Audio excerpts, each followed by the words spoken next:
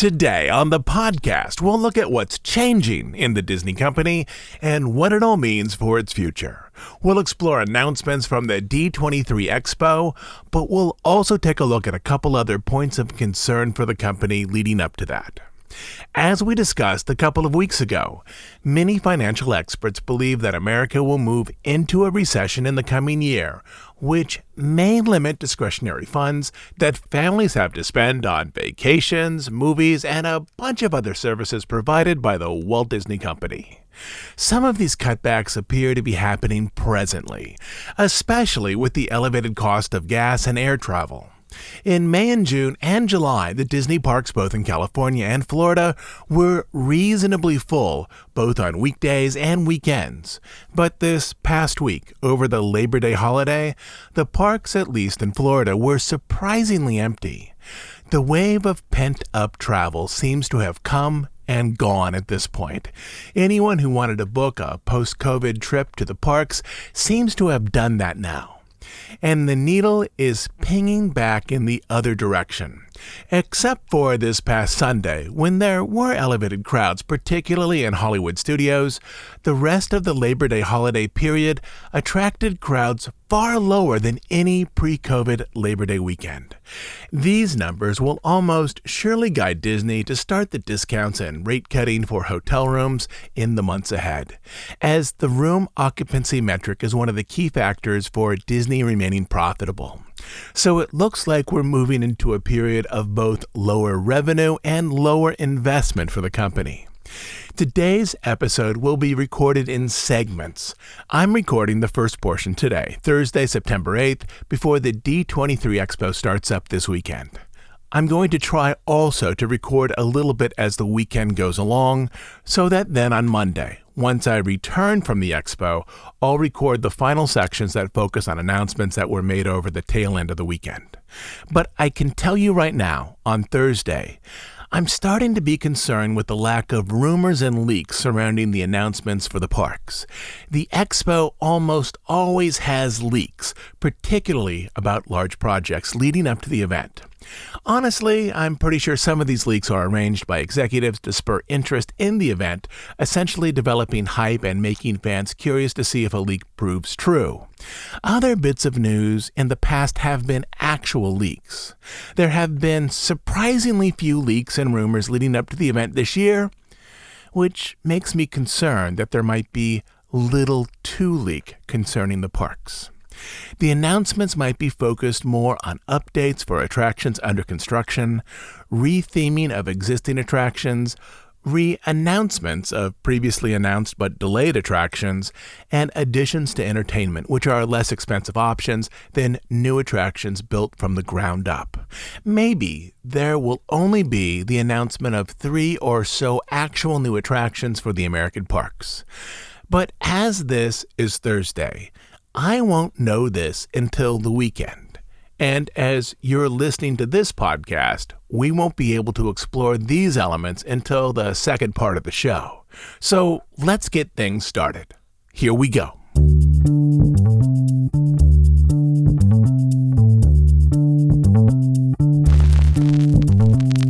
Let's start our new segment with how the movie theater experience continues to change. The situation for theaters is so bad presently that theaters are looking to previously released content to fill screens. Do you want to take a guess as to what were some of the highest grossing films over this past Labor Day weekend? In that top spot was Top Gun: Maverick, released back in May. In the number 3 spot was Spider-Man: No Way Home, with those 11 extra minutes of footage, a film that was released in 2021. In the number 9 spot was Jaws, a film first released in 1975, and none of the films in the top 10 at this point were making any serious money. In 2019, the last year before the pandemic, the top 5 films during Labor Day weekend pulled in $53 million domestically. This year, the top 5 films took in exactly half of that, $27 million. And let me contextualize that a little bit more. On Saturday, September 3rd, that is the Saturday of Labor Day weekend, cinemas sponsored National Cinema Day. And to entice viewers back to the big screen, many chains, including AMC, reduced the price of tickets, in part to help acclimate people back to the theater experience and in part to raise revenue. Even with that promotion, the weekend turned out to be another loser for theater chains, with attendance up for that day, but significantly down compared to pre-pandemic numbers. Overall, factoring in some good weekends, theater revenue is down over 30% compared to pre-pandemic numbers, which is a situation that cannot sustain the number of screens we have around the world. Former Disney CEO Bob Iger recently discussed the situation while speaking at a conference in Los Angeles. He explained that he didn't believe cinema-released films would, quote, ever return in terms of going to the level they were at pre-pandemic. At one time, he had believed that cinema releases were essential to deeply connect with an audience, to engage them with narratives in such a way that those characters and stories found a meaningful place in our collective culture. Quote, I don't agree anymore, he said. He then pointed to long-form streaming series like The House of Dragon and The Mandalorian as narrative environments where small screens were, in his opinion, influencing culture. Quote, the movie industry used to argue that you couldn't create cultural impact without people going to the movie theater around the globe that same weekend, he said. But he now sees that streaming is a partial venue replacement for cinemas, even in terms of cultural impact. The effect of a robust streaming market and a reduced slate of blockbuster films has left many theaters mostly empty for months. We've talked about the changing cinema landscape on previous updates, but now we're seeing those changes take root in the form of financial pressure to close, reduce, or redefine various theater chains. In the third week of August, Cinema Group, the company that owns, among other screens, Regal Cinemas in the U.S. and has a total of over 9,000 screens around the world, making it the second largest global theater chain, revealed that they were facing serious financial problems and were planning to file for bankruptcy. In 2020, they lost $3 billion. In 2021, even with films that performed reasonably well, such as No Way Home, Shang-Chi, Venom 2, F9, and a new James Bond film, they still lost $708 million. Owners pointed to a limited slate of films from studios and a reluctance from many audience members to return to theaters. And looking forward, they also said that based on the limited number of films that would be released this fall, they expected the current situation to continue at least into November. On September 7th, the company filed for Chapter 11 bankruptcy in Texas, which then allowed them to access debtor-in-possession financing to pay employee salaries, vendors, and other expenses. But the financial realities of the current entertainment landscape are beginning to reshape the entertainment world around us. Disney is presently positioned to benefit as much as possible from this emphasis shift from the big screen to streaming. Again, movie theaters aren't going away, there'll just be fewer of them in the near future. In Disney's most recent earnings report, they touted that all of their streaming services together, which includes Disney+, Hotstar, Hulu, and ESPN+, now totaled over 221 million subscribers, which from this rather strange metric seemed to place them slightly ahead of Netflix, which currently has 220 million subscribers. But for Netflix, those subscribers are all on one service, a service that also generates far more money than the Disney offerings. The growth here for Disney is significant but also costly, as the service presently runs at a loss to build subscribers with inexpensive subscription options. For example, in the U.S., Disney brings in about 39% as much money per subscriber compared to Netflix. Overseas, the contrast is even larger. For the Disney offerings, the monthly revenue per subscriber in the Asia-Pacific region is $1.20, whereas for Netflix, it's $8.83. But the Disney strategy for low-cost subscriptions has ballooned the number of subscribers hooked into the Disney streaming ecosystem, which has also accelerated the cultural shift away from the big screens. The visual space of the near future, as we've mentioned before, will almost surely be defined by longer narratives which are more comfortably presented on home TVs than on big screens. The overall cultural desire for film experiences is moving toward longer stories, and simply no one wants to sit in a movie theater for 8 hours, but many people are content to watch an 8-hour series at home, either an hour a week, or by binging it over 2 or 3 nights. Our desire to be immersed in film entertainment is moving toward length and depth, and away from those 90-minute experiences that are easily supported by a theater. And this will almost surely play out at the D23 Expo this week, when the emphasis on streaming limited series will be as large or perhaps even larger than that of films. We'll almost surely hear about multiple Star Wars limited series, and unless it's saved as a big surprise, we won't hear about one Star Wars film at all. Other divisions at Disney, such as Marvel, will be more balanced between film and limited series, but that's generally where we are in terms of the artistic evolution of film in this moment. And before we leave this segment on film, I want to touch on one other film-related topic. This past week, Criterion announced that it would release the Pixar film Wally, giving it the full Criterion treatment. The film will be offered as both a 4K and Blu-ray disc, but more significantly, the set will come with a deep offering of extras, including multiple commentaries, one featuring Andrew Stanton, the director, the other featuring a story artist, a character supervisor, a lead animator, and a co-producer.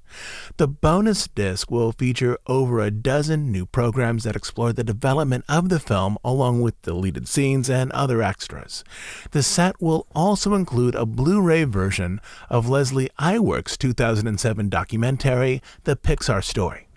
The release, as arranged by Criterion, specifically pointed out that this was the first collaboration between the company and Disney, which strongly suggests that other Disney films will soon follow on Criterion.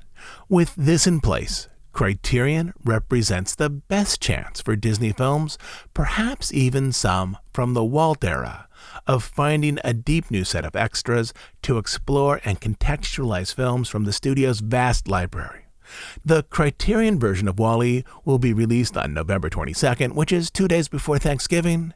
If you're a fan of documentaries about the making of Disney films or of audio commentaries, this set would set you up pretty nicely for the Thanksgiving holidays.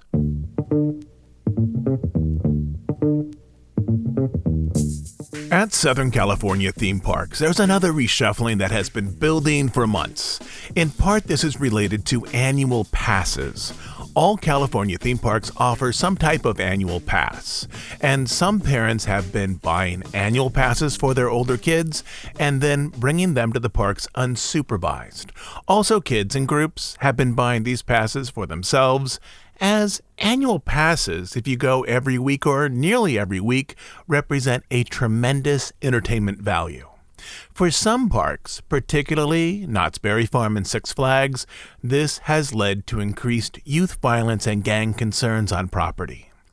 In late July, after a string of fights at Knott's Berry Farm, including one that forced the park to close 3 hours early and produced multiple arrests, management initiated a policy for Friday and Saturday nights whereby guests under the age of 18 need to be accompanied by an adult at least 21 years old.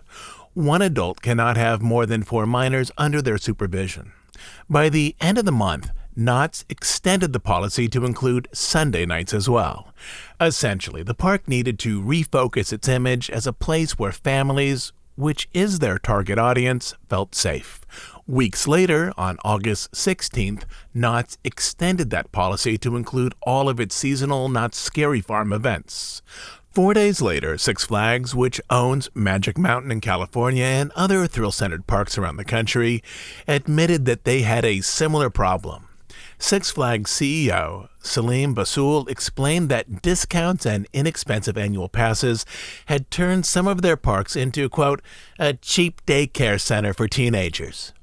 He announced that his company would try to end this by essentially raising prices, particularly on annual and seasonal passes, thereby refocusing its audience around middle-class families. In short, the Six Flags parks, rather than instituting a chaperone system, are raising prices to draw families into their parks who spend more on food and souvenirs, rather than locals who spend less and make queue lines longer. The two parks highlighted two different strategies. Knott's avoided price adjustments, which, if initiated, might have excluded lower-income visitors, but instead stigmatized younger visitors as potential troublemakers with a chaperone system, while Six Flags didn't stigmatize younger visitors, but shifted its pricing policy in a way to exclude lower-income guests. Since the mid-1980s, when many theme parks, particularly those in Southern California, had problems with gang violence, fights have been extremely rare at parks.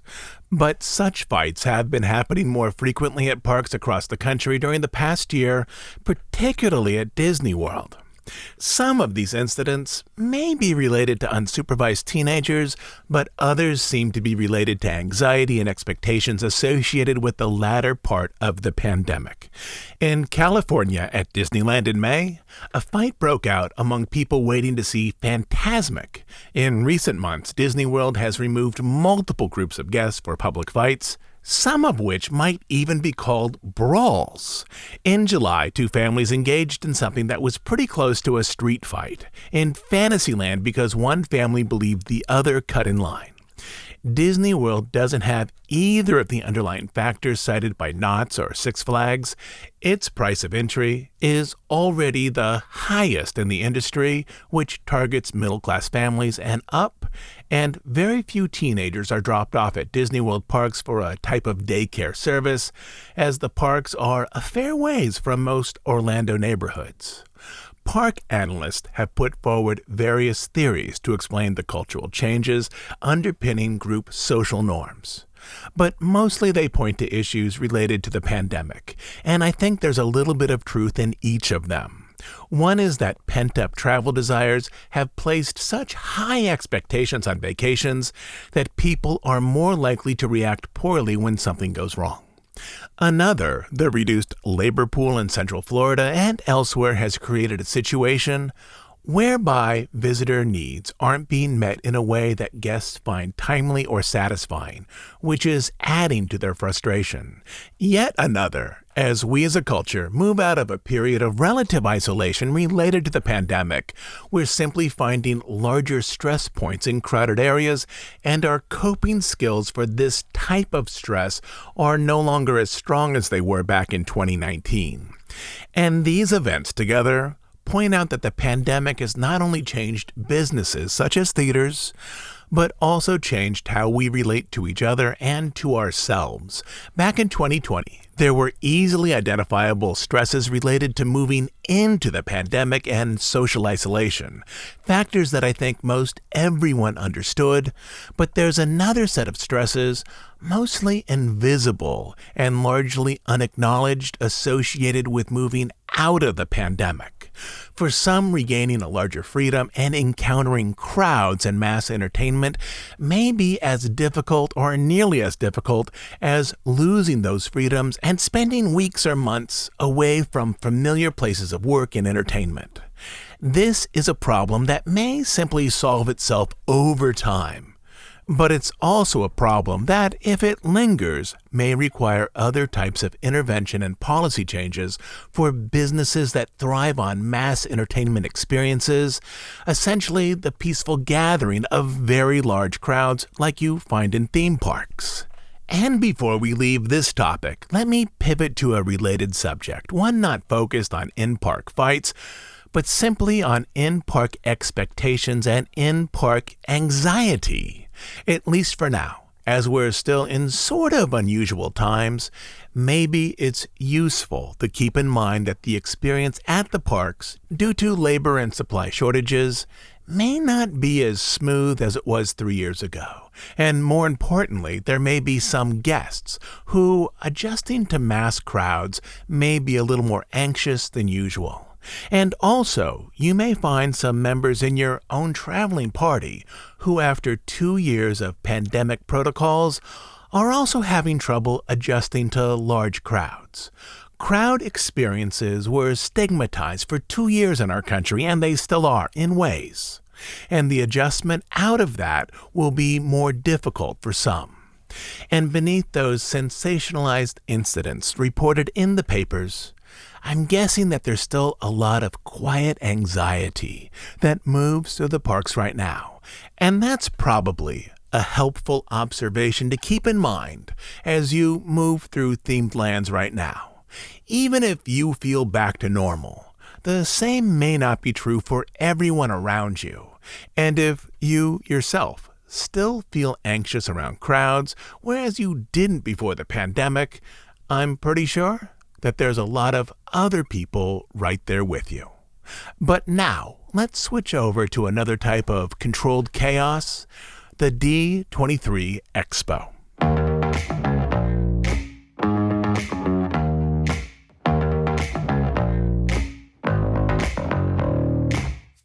For weeks, Disney has hyped the Expo as an experience that will exceed our expectations, with announcements beyond those anticipated by guests, with many of the bigger announcements saved for the final day. As we've already pointed out, a lot of the film and streaming announcements have already been made for this year, such as at Comic-Con and at Star Wars Celebration. For the other divisions, such as Pixar, we already know exact release dates, even if we don't know the projects attached to them. For months now, we've known that Pixar has 2 films in development that are far enough along to give them release dates. Those release dates are March 1st, 2024 and June 14th, 2024. Pixar tends to alternate between sequels and new properties, so one can assume that one of these projects is likely a sequel.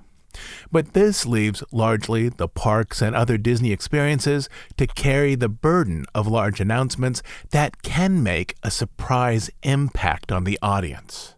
And for this expo, there's a lot of pressure going into it. There's the possibility of a recession. There's the certainty of Universal opening a third park in a few years in Orlando, thereby making its 3 Orlando parks, water parks, and shopping area a legitimate week-long destination in itself, similar to that of Disney. There's the building anger among park fans, not so much among film fans towards the company's CEO Bob Chapek over policies and upcharging at the parks. And there's a growing concern that the park's presentation might largely be focused on updates to attractions already being built, and that other park announcements might largely be focused on the re-announcement of projects that were delayed or canceled during the pandemic, such as the Avengers Campus e-ticket ride, the Play Pavilion at Epcot, the Mary Poppins addition to the UK Pavilion at World Showcase, the new China Circle Vision film, and the Spaceship Earth refurbishment. The hope, though, among many fans, is that Bob Chapek and Josh D'Amaro will offer announcements significantly beyond those that have already been discussed. I'm writing and recording this as we move through the weekend, so no doubt some of the predictions here may not play out by the time we get to the end of our section on the Expo in a couple of days. But that's partly what the Expo is about, trying to read the tea leaves as best you can. So let's start with today, Friday. On the convention floor were displayed models for some previously announced attractions, including Tiana's Bayou Adventure. First of all, these models are absolutely lovely. The initial concept art for Tiana's, offered 2 years ago, featured atop the old Splash Mountain peak, a cypress tree with a boat in its branches. This was a visual reference to Mama Odie's place from the movie, a structure that clearly tied this new attraction to The Princess and the Frog. In the exterior model, now on display at the expo, the boat in that tree is gone. Its removal might simply be a structural concern. Concept artists aren't structural engineers. They design what they think is compelling and reasonable, and I'm guessing that its removal was simply a structural concern. There wasn't a practical way for that part of the mountain to hold a large visual marquee. Without a visual marker on the mountain, the ride now has a water tower next to the peak, with Tiana's name on it. The water tower also has a bronze tiara atop it, just like the one typically worn by Tiana. This is the new themed elevated visual marker to identify the attraction. When possible, Disney usually opts, along with a textual sign, for an elaborate visual marquee outside an attraction, such as the Novacore spaceship outside of Cosmic Rewind, the fountain with rats and champagne bottles outside of Remy's Ratatouille Adventure, and of course the full-sized Millennium Falcon outside of Smuggler's Run. But here, at least in the current model, it seems like we're mostly getting text on a water tower. But this model, like most everything around it on the show floor, is carefully arranged to suggest that Disney has revealed something important, while at the same time concealing key areas. For example, there's very little visual information about what will be presented inside of the mountain. Similarly, there's an exterior model for a runaway railway, and though officials have confirmed that the California version will have enhancements separate from the ones in Florida, none of those enhancements are revealed in the model. Likewise, there's a model of Moana's Journey of Water, which also reveals its visual marquee. Near the entrance to the attraction area is what will be a 16-foot figure of Te Fiti. And also quickly, who is Te Fiti? She is an enormous island goddess covered with greenery, a nature god and a source of life in the movie Moana. Moana's quest in the movie is to return the stolen heart to Te Fiti. Toward the end of the story, Moana encounters a lava creature, Teka. The creature's crust of lava falls away, and she transforms back into a maternal goddess of nature, arranged onto her own island. It is this character, who as a 16-foot-tall figure will function as an elevated marker to identify the Journey of Water area in Epcot. But as with the other model, this one too conceals many elements of the experience arranged into its pathways. Another set of models presents the revised Toontown area at Disneyland, now under construction. There are some key details that shows revisions to this area, and those revisions seem largely to have been inspired by interactive play areas found typically at Discovery museums for children. Donald Duck's boat, once harbored in its own little duck pond, is now transformed into a splash area with water features for younger kids. Goofy's house next door is arranged into an outdoor play area with objects keyed to sound, and with something described as, quote, a candy-making contraption, though probably this is just another Discovery-style play area. Likewise, in a nearby park area, there is an interactive musical fountain. There are some other minor details revealed in this model. The food area, once called Goofy's Gas Station, is now themed to Pluto. Similarly, the old Daisy Diner, a walk-up counter service window, has been renamed to Daisy's Cafe, still a walk-up window, though now it has a pickup area and appears to have its service area expanded to a larger portion of the building. Lastly, we have a name for the theater where the Runaway Railway is being staged. Out in Florida, the show building is behind the Grauman's Chinese Theater facade. But here in California, it will be in the El Capitan Theater, that's Toon, with a tall marquee similar to the one at the actual El Capitan Theater that Disney owns over on Hollywood Boulevard. But in terms of the weekend's narrative, I suspect that these models are carefully arranged to only fill in minor details on these current projects, which leaves a lot of space for Josh tomorrow to discuss additional elements of their design on Sunday. In fact, I might even go a little further here as I'm writing this on Friday. And the more I look at these models, the more I feel that the presentation on Sunday will be slanted more toward a visual exploration of attractions already announced rather than a robust revelation of new attractions. No doubt some new attractions will be announced, but in terms of an emphasis area or a balance between entirely new attractions and further details about previously announced ones, I think there will be more of an emphasis on further details. If nothing else, Disney understands how visual presentations suggest a narrative. The narrative I see in place, at least today, is a visual refocusing on previously announced attractions arranged in such a way that an audience on Sunday will be primed for a further look into areas of those same attractions not yet revealed. Again, I wholly admit that I might have this wrong. Maybe we'll get an ambitious presentation of planned attractions in various areas. But the narrative breadcrumbs I see on day one are suggesting that we're on a slightly different path. Those here at the D23 Expo will find out on Sunday, and listeners, you'll find out toward the end of this podcast as I'm assembling it as we move through the weekend. But some of the most intriguing elements of the Friday events happened at the Legends ceremony on the D23 Hall stage, a room that seats about 7,000 people. At the Legends ceremony, on Friday, as the cast of Aladdin left the stage and Bob Chapek walked on, he was both applauded and booed. It was noticeable. 2 weeks ago, we discussed this as a possibility, and it did happen. The discontent of fans vocally expressed at the expo. This event was live streamed over the internet, and the sound engineers no doubt had been prepped for this possibility.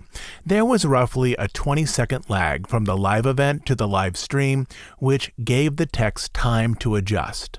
The moment that the boos were audible, one or multiple room mics were cut so that over the internet, the effect was that the room was entirely supportive of Chapek. What was presented to home viewers was an audio illusion created by editing the mix very quickly. I'm also guessing that Chapek's mic was also dead until the room quieted down. Though I believe that Disney execs have underestimated how deeply some park fans resent Chapek right now, execs aren't blind to the problems either. They understand that the cost of focusing the parks toward higher spending tourists is alienating some longtime and very vocal fans. There was clearly a plan here for Chapek to make a big announcement early in his presentation to calm this particular fan group. And as the expo was held in California, most of the park fans in attendance were attached to the Disneyland resort, and therefore that big announcement needed to be focused on either Disneyland or DCA. Chapek's big announcement on stage was to re-announce a previously announced attraction for Avengers Campus in California. Avengers Campus, from its inception, was arranged to feature a new e-ticket attraction, though one wasn't built when the campus was premiered. The original vision was for a Quinjet adventure that took guests to Wakanda to battle alongside superheroes. The original vision for this attraction started with guests arranged into Quinjets, but once the plane loses the protection of the Avengers, guests are able to leave the plane, perhaps after a rough landing or even a crash, and move around the battlefield of Wakanda individually while strapped into their seats. This generally was to be the new ride system and the narrative. It was expensive stuff and also tied to a movie franchise whose future after the death of its young star was now uncertain. Chapek indicated that more information would be given on Sunday with the park's presentation about this new e-ticket attraction for Avengers Campus, likely as a way to engage that audience segment most alienated at the expo. He explained that the presentation would include an appearance by Kevin Feige, president of Marvel Studios, which further elevated hopes that the Avengers announcement would be large and specific. But at least right now on Friday, with a brief description by Chapek, this attraction seems modestly different than what was initially announced. There's no mention of a Quinjet. Also, there's no mention of that unique ride system that would give guests the ability to move individually while in their seats around the battlefield. That likely was the most expensive element of the entire attraction. But Chapek, and then a little later, the Disney Parks Twitter feed, explained that guests would still be able to battle alongside of their favorite superheroes, which was an element of the previous e-ticket attraction. The attraction now, perhaps instead of Wakanda, would be tied to the multiverse, which would allow past and present characters to exist beside each other, which means, I don't know, a team-up of Iron Man, Squirrel Girl, and Miles Morales. It seems, though, mostly to create a ride environment that would allow as many characters as possible to participate in it. And I'll take a guess here. The word multiverse, as it's being used here, also seems to hint at the possibility that if this were a screen-based experience, there might be different show elements each time you entered the attraction. But again, maybe I'm reading a little bit too much into that one aspect. This is mostly a revision, maybe a large revision to a previously announced attraction. And one question here is this. Would this announcement be enough to quell the discontent that has been building toward Chapek? That question was partially answered when Chapek left the stage. He was booed again, though this time the boos were less noticeable, mostly drowned out with applause. But before I move on from this section, I want to talk about one related item. From the scant details given, it does look like Wakanda is no longer the center point for the revised e-ticket attraction in Avengers Campus. But there may be something good in this. I'm fairly sure that the characters in Black Panther, like those in the Guardians of the Galaxy films, are a group that Disney is able to use both in California and in Florida. This revision may also be strategically saving Black Panther and Wakanda for its own attraction, one that would not include Iron Man, Cap, and a dozen of other characters whose Florida theme park rights are controlled by Universal. There were, many months ago, little visual hints in the artwork for Disneyland Forward that suggested that this might be the case. But a large attraction based on this series, of course, depends on a successful reboot of the Panther series without its star, Boseman. As for the rest of the day at the Expo, there were announcements largely slanted toward film. For a while now, we've known the release dates for unnamed Pixar projects. On Friday, we found out what those projects were. Inside Out 2, which is the story of Riley, the girl from the first film, and her struggles as a teenager. But the announcement of this also puts into play possibilities for the parks. 2 weeks ago, we discussed the possibility of the Imagination Pavilion being redone. Its centerpiece ride, Journey into Imagination, hopefully would be returned to some of its original glory. But also, a secondary attraction might be based on Inside Out. With a second film now confirmed, Disney is more likely to include an Inside Out element as it both extends and refreshes that property in a theme park. Again, I know that Imagineers have explored possibilities for revising the Imagination Pavilion for years, but I have no foreknowledge of what might or might not be announced on Sunday. Inside Out takes one of the two 2024 previously announced Pixar film release dates. Officially, it was announced for summer 2024 with no date, but this likely means it will take the June 14th date. The other Pixar film is an original title, Elio, which is about a young boy's assignment to represent humanity to a council that is comprised of inhabitants from across the galaxy. The official release date for this project was given as spring 2024, which means that it will likely take the March 1st spot.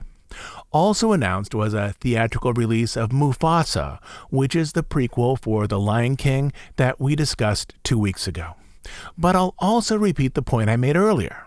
The Mufasa prequel extends the Lion King film properties and furthers the likelihood that Lion King will be picked up by Imagineers as the basis for a dark ride or perhaps a small themed land. At some point, the remaining pieces of Dinoland in Animal Kingdom will simply need to go, and some concept will need to unify that area of the park. 2 weeks ago, we talked about the possibilities of 3 animal-centered properties as good candidates for this area: Zootopia, The Jungle Book, and Lion King. The Pixar films and Mufasa are intended, at least for now, as traditional theatrical releases, while other films teased at the Expo, such as a live-action remake of Peter Pan called Peter Pan and Wendy, is targeted for the streaming service. A sneak was offered for Hocus Pocus 2, also for the streaming service, and again, in years past, these films would have all gone out to theater chains, which is one of the underlying trends creating problems for theaters that we discussed earlier in this episode. And lastly, Disney teased an animated story called Wish. The one-sentence pitch is this: Wish is about Asha, the first person to connect with the stars, the kind up in the sky, and make a wish for them. But the interesting thing here is that the announcement only said, quote, releases in November 2023, while glossing over where it would be released, such as in theaters or on Disney+, floating the possibility that maybe this has not yet been decided. Okay, it's late on Friday, and now that I've typed this up, I'm going to set up a mic and record these notes. And together, we'll see how much changes over the next 2 days. But the big moment I still feel is the one where we find out how ambitious the plans are during the park's presentation on Sunday. One attraction was teased today, but it was only the re-announcement of a previously announced attraction, one that was first described back in 2019. One of the big questions here, I think, are these changes to the Avengers e-ticket mainly about cost-cutting, such as removing those vehicle chairs that moved around the battlefield as directed by each occupant, or is there a larger revision here, besides limiting or removing Wakanda, that presents an utterly new and perhaps larger vision for this attraction? In 2 days, we should know the answer to that.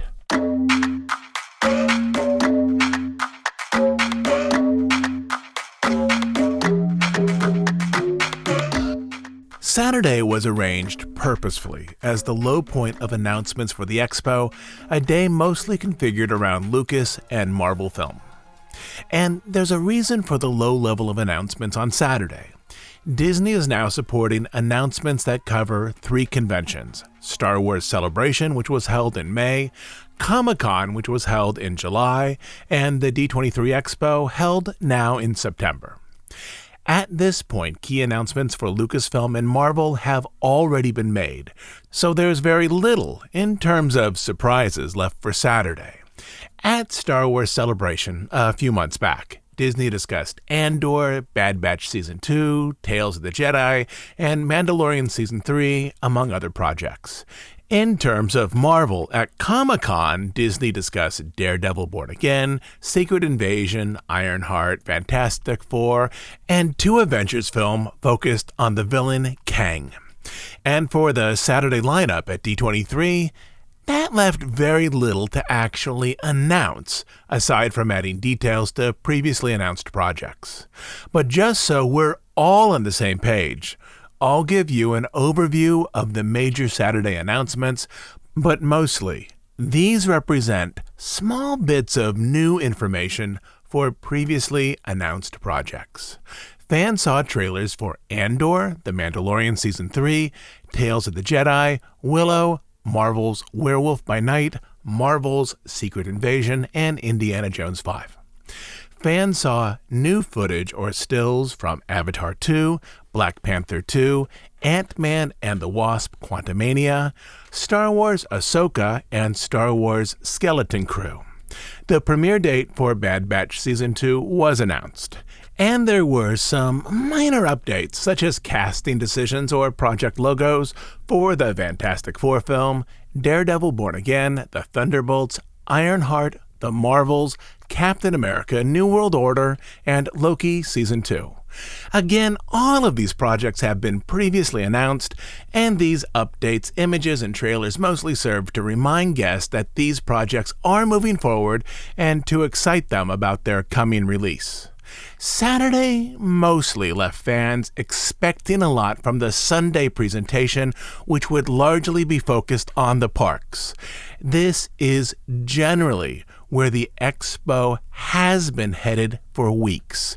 And as I write this, on Saturday night, I'm hopeful that Disney pulls through with enough big announcements to make the session on Sunday feel satisfying, though I also recognize that Disney has held back some key details from announced projects already being developed or even being constructed, enough details so that it could arrange a large portion of its parks presentation by giving a more detailed look at Tiana's Bayou adventure, the reimagined Avengers Attraction that has been revised since the 2019 Expo, or even Toontown in Disneyland. And just like I might approach the last 50 pages of a novel that has a problem here or there, I have the sense that this whole expo experience will hold together if the final moments play out well, or it might fall apart if the final announcements don't overcome some of the limitations of the first 2 days.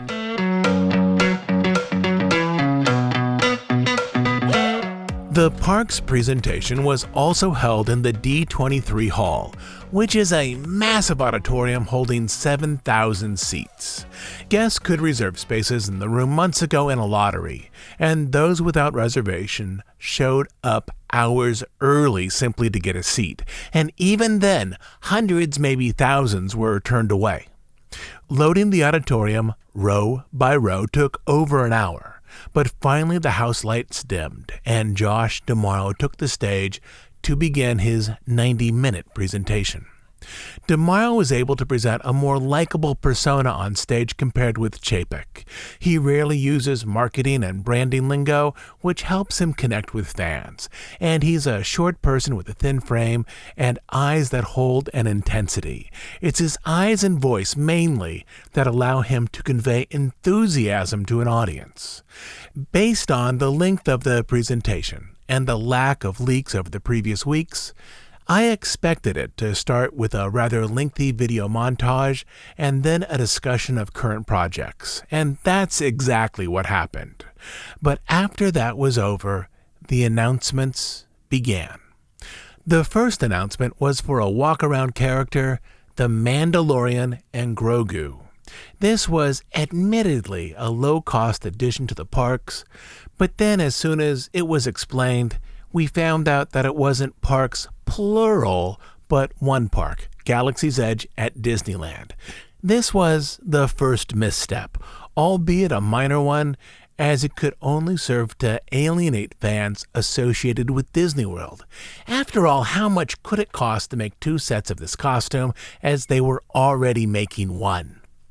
There was a small hopefulness in the audience that the Mandalorian, once he was on stage, would be the entry point for a larger Star Wars-related announcement, such as for a third Galaxy's Edge attraction, but that didn't happen. The next announcement was for another in-park character, an exosuit to create the Hulk for Avengers Campus, again in California. And then the Hulk, around 8 or 9 feet tall, appeared on stage. The suit is impressive. The Hulk in his quantum suit and helmet. I've seen some sites reporting that this is a mechanical suit or a robot, but it's neither. Though admittedly, the walking movements did look rough on stage.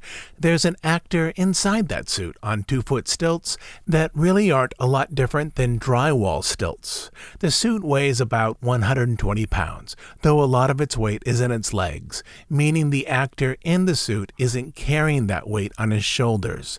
It takes about 10 minutes to get all suited up, and once inside, the actor's hands reach about as far as Hulk's elbows, where there is a hand grip with 5 cable triggers. The cables extend down to Hulk's hands, which has individually articulated fingers. The actor can move the fingers one at a time. Lastly, Hulk has a quantum helmet on which covers his mouth, as there wasn't yet the budget to develop a lightweight system to create facial movement. The suit is pretty impressive. Still, during the first half hour, the only things that were announced were a pair of walk-around characters for the California parks. But then it felt like the presentation was finally going to get started when Tomorrow brought up artwork for the Avengers e-ticket ride. The first piece of art was a hype piece centered around the concept for the attraction, featuring King Thanos and a couple dozen superheroes converging on a ride vehicle. But with this, it was now fairly clear that the Quinjet was no longer part of this attraction. In its place was a fairly standard 8-person dark ride vehicle whose seating package was pretty similar to the cars presently used in Rise of the Resistance. And then it hit me. These ride vehicles can't support seats that are attached to an overhead system and are individually controlled by each rider, unless that's a later part of the ride, which I doubt. The effort here was to trade the experimental tech for something more familiar. The only piece of information that was actually imparted about the attraction itself was that it would allow guests to confront Marvel characters from across time and various universes. There was one more piece of art, just a head and shoulders image of King Thanos. That's a version of Thanos from an alternate universe where Thanos won. The art again suggests that Wakanda has been removed, but the ride system has also been replaced with something that is less costly, less ambitious, and more familiar. But the two pieces of art suggest that very little development for this attraction has so far been completed. Around the 45-minute mark, Tomorrow announced the light retheming of the Pacific Wharf area at DCA, again in California, so that the land now resembled San Francisco from Big Hero 6.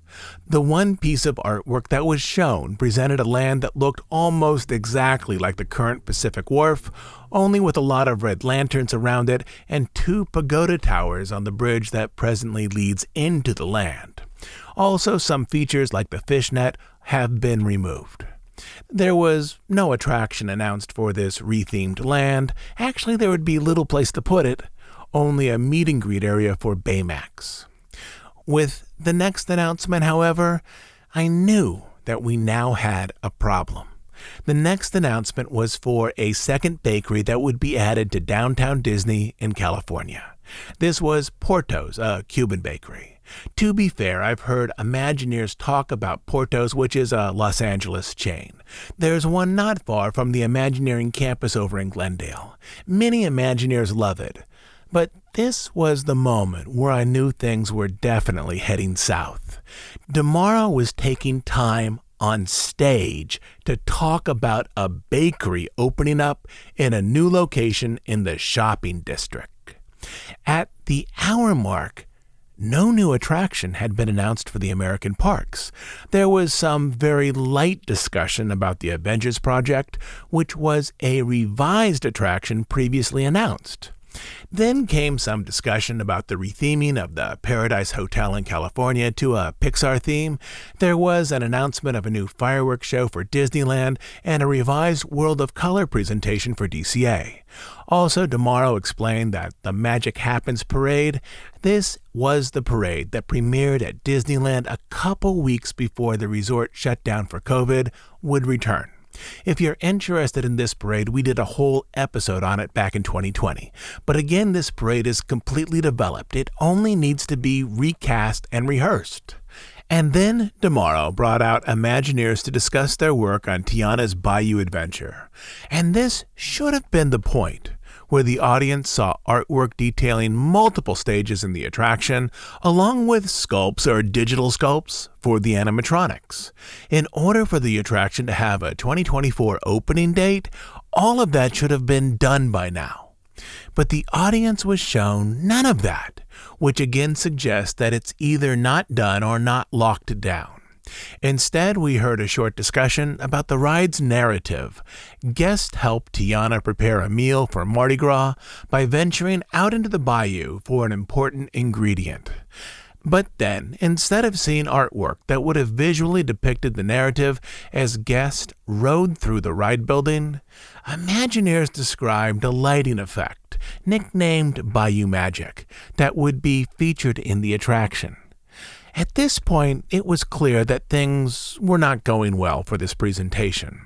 A felt sense of frustration moved through the audience as tomorrow's presentation was supposed to define the bold future for the parks. In terms of Disney World, Josh tomorrow announced the Hatbox Ghost Animatronic would join the Haunted Mansion there, but again, this is an inexpensive option as it merely clones a figure already in the California Mansion. Happily Ever After, the fireworks show, would return to the Magic Kingdom, or perhaps an updated show featuring music from Happily Ever After. This detail was a little fuzzy. A new nighttime show will debut at Epcot, but this is almost certainly the revised Harmonia show themed to the 100-year anniversary, as multiple people have told me that they have been experimenting with new segments for Harmonious. Tomorrow announced that the Tron coaster would open spring of 2023, and this is the exact date we've been discussing on this podcast for months. Due to the marketing needs of the resort, the new coaster would be most effective in terms of promotional power if it premiered either around spring break or on Memorial Day weekend, and those dates are more or less the start and end of spring. And then came a truly odd moment. I want to say the second oddest moment in the whole presentation. Tomorrow started to tease a character that only appears at Epcot, and that character would be part of the next announcement. At this point, the audience's attention, which had been wandering, was suddenly focused on the stage, as this was one of the key elements desired by many fans, an elaborate redesign of the Imagination Pavilion where Figment lives. Pockets of the audience started to applaud. A few people let out screams in support. Then Tomorrow mentioned Figment, and the crowd exploded with excitement. But then Tomorrow explained that Epcot would soon be host, not to a revised pavilion and attraction, but to a simple meet and greet that featured Figment. At this moment, there was a palpable sense of disappointment in the room. One person let out a loud, sarcastic laugh. It was a bizarre misstep that felt to many like a sucker punch. And there are really only two explanations here. Either Tomorrow intentionally teased out the Figment character, knowing full well that the audience, or at least a good chunk of them, would believe that he was alluding to the long-rumored remake of Journey into Imagination, or Tomorrow, or whoever wrote that script, didn't understand that thousands of fans held a Journey into Imagination upgrade near the top of their wish list. At this point, there were only a few minutes left. It was clear that there would be no robust slate of new attractions announced at this expo. And then, at the end of his talk, came the most strange, or perhaps most interesting moment in the entire presentation. Tomorrow brought out another set of Imagineers who wouldn't make an announcement, but instead would show artwork of projects they were tentatively exploring. Tomorrow described these as blue sky concepts and as, quote, thought starters. In short, these were merely in-house pitches, the roughest of concepts with nothing approved for development. Quote, we don't know yet where some of these concepts may take us, Tomorrow said. He admitted that the company could walk away from all of these ideas next week, or replace them with something else, or perhaps not move forward with any of it. In ways, it was the perfect format for Imagineering. Imagineering creates illusions. The Haunted Mansion represents the illusion of ghosts when there are none there.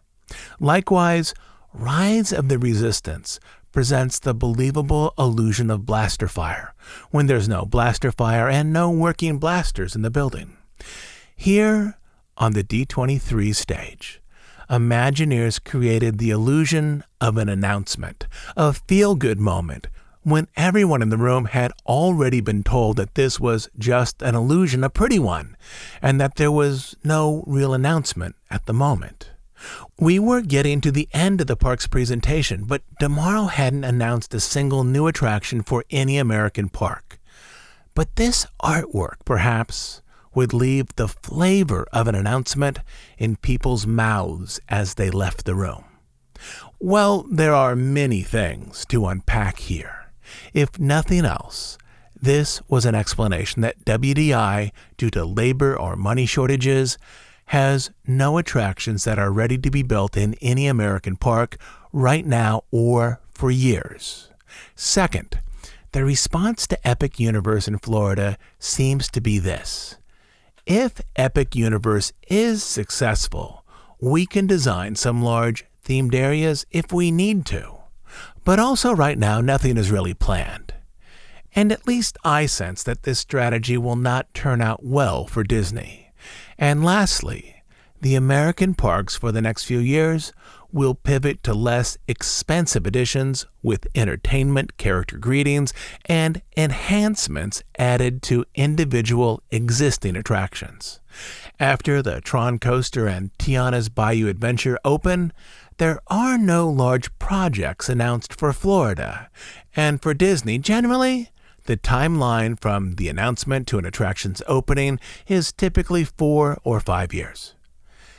Here are the interesting things from this part of the presentation.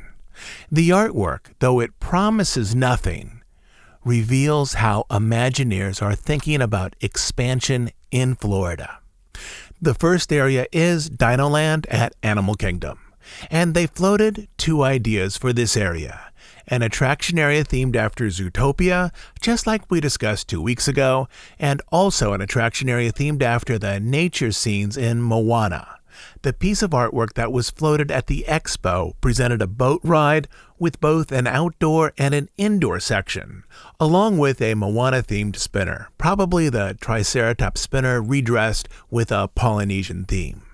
The city of Zootopia was nothing more than a small skyline in the distance. The other expansion area is more revealing and being considered for the back areas of the Magic Kingdom. And this expansion area offers in places a 1-to-1 comparison with Epic Universe, which surely must be intended. This would be a smaller set of themed lands like villages arranged around individual films or groupings of films. There would be one village themed to the world of Coco, with an attraction in which you ride on the back of Pepita, the spirit animal, presumably through the land of the dead. Over at Epic Universe, in the How to Train Your Dragon section, there's long been rumored that there's one attraction where guests would ride on the back of a dragon, and this would be Disney's answer to that. Another area at Epic Universe will be focused on the classic Universal monsters, such as Frankenstein, Werewolf, Dracula, and so on.